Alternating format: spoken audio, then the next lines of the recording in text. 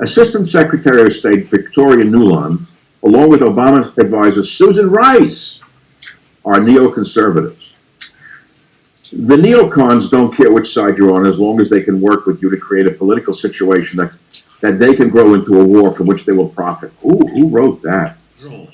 We have already managed to attract attention and have cooperation with such giants of the international financial and investment world as BlackRock, JP Morgan, and Goldman Sachs. The so-called Ukrainian Revolution was fostered and encouraged by Nuland, Rice, and U.S. Ambassador to Ukraine Jeffrey Piat. Over the weeks leading to the February 2014 uprising, these three were instrumental in staging a destabilization campaign. Working with Ukrainian rebels, they fostered the Ukrainian uprising that caused Yanukovych to flee from Kiev, is written here. In fact, it was Nuland herself who selected the new Ukrainian prime minister. She had this lined up 3 weeks before the insurrection in Ukraine started. Nuland's famous statement, F the EU, was leaked early in February, and it was a covert admission made public that we're on the side of the insurgents.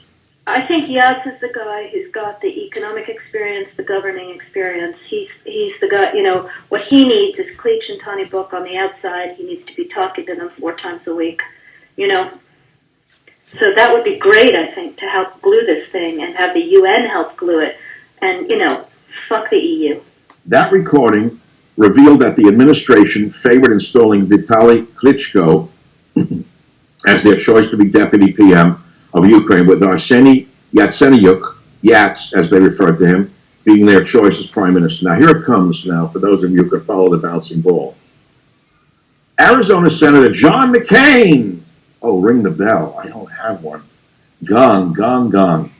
John McCain was also part of this duplicity. McCain went to Kiev in December of 2013 and helped incite the mobs who would ultimately overthrow the legitimately elected president. If there was such a thing as a Nobel Anti-Peace Prize, I wrote, McCain would win it hands down for his work in Egypt and Syria, topped off by what he's done in Ukraine. McCain was proposing nothing less than we stage a military intervention in Ukraine, as he's done many times before. McCain was in Syria, secretly backing rebels there, rebels who turned out to be Islamist radicals, supposedly our sworn enemies. Woo! McCain, the war hero. McCain also made a covert trip to Libya, where he received an award from the military. This happened on the very day Sharia law was declared in that country, the same day McCain arrived. Oh, he really is the Manchurian candidate. While he was in Ukraine, McCain met with a number of rebels who were intent on regime change in that country, and he expressed regret that he wasn't having success, saying, I do not see a military option, and it's tragic. That's John McCain, war hero. The U.S.-supported insurgents took over Kiev and held the Ukrainian people hostage as the United States stood down and Putin amassed forces on the Russia-Ukraine border. As this was happening, Barack Obama mouthed the emptiest of words. There would be, quote, costs to Russia for military action against the insurgents, while the United States found that its hands were tied. In the early days of the rebellion, former Ukrainian President Yanukovych met with the rebels staging the uprising, and the two parties agreed to stop the violence and make an orderly transition to a new government chosen in a new set of elections. Instead, the right-wing rebels ignored the agreement and took over Kiev by force. Those would be the Nazis that Putin is talking about, the right-wing rebels. The Nazis who wear the same badge that the SS wore. You may not know that. The Azov Brigade, they wear the same insignia as the SS of Hitler. They took over Kiev by force with their armed patrols maintaining control through violence. The situation in Ukraine, remember I wrote this in 2013, published in 2014. The situation in Ukraine, I wrote this 10 years ago, don't tell anybody. The situation in Ukraine has been painted as a conflict between Vladimir Putin's Russia, the so-called bad guys, and Ukrainian rebels, the so-called good guys, who seek to oust Russia from a position of influence, Ukraine, install a new government that will be responsive to Ukrainian people. Don't believe a word of it. It was written in 2013, published in 2014.